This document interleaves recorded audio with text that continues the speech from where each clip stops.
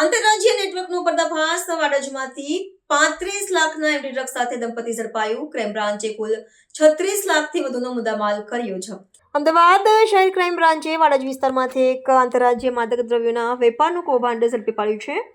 બાતમીના આધારે કાર્યવાહી કરીને પોલીસે રાજસ્થાનના મૂળ નિવાસી કમલેશ બિશ્નોઈ અને તેની પત્ની રાજેશ્વરી બિશ્નોઈની ધરપકડ કરી છે. તેમની પાસેથી આંતરરાષ્ટ્રીય બજારમાં આશરે 35,70,000 રૂપિયાની કિંમતનું 357 ગ્રામ અને 750 મિલીગ્રામ મેફેડ્રોન એમડી ડ્રગ્સ જપ્ત કરવામાં આવ્યો છે. આ દંપતી વાડજ પાસેની ખત કોલોનીમાં ભાડાના મકાનમાં રહીને ગેરકાયદેસર પ્રવૃત્તિ કરતું હતું. પકડાયેલા દંપતીની પ્રાથમિક પૂછપરછમાં માલુમ પડ્યું છે કે આ માદક પદાર્થનો જથ્થો રાજસ્થાનથી લાવવામાં આવ્યો હતો, પરંતુ તેના મૂળ તાર ઉત્તર પ્રદેશના લખનઉ સુધી જોડાયેલા છે. આરોપી પત્ની રાજેશ્વરીએ તેના મામાના દીકરા સુભાષ ગોધરા પાસેથી આ ડ્રગ્સ મેળવ્યું હતું, જે પોતે લખનઉથી આ જથ્થો લાવ્યો હતો.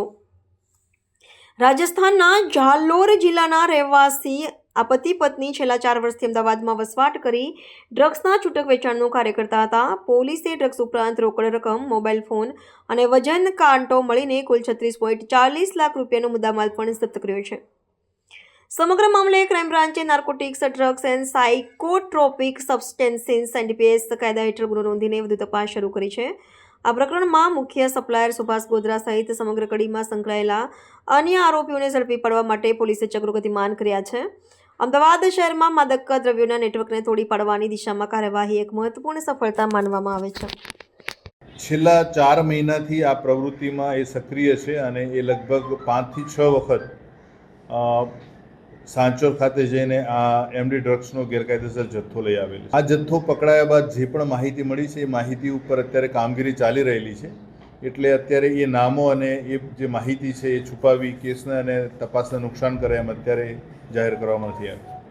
આ જે એમના જે ગ્રાહકો છે એ અગાઉ સુભાષના જ ગ્રાહકો હતા અને સુભાષે આ ગ્રાહકોને એની જે હાલની જે મહિલા આરોપી છે રાજેશ્વરી એમને નામ સરનામા આપેલા અને કોન્ટેક્ટ નંબર પણ આપેલો.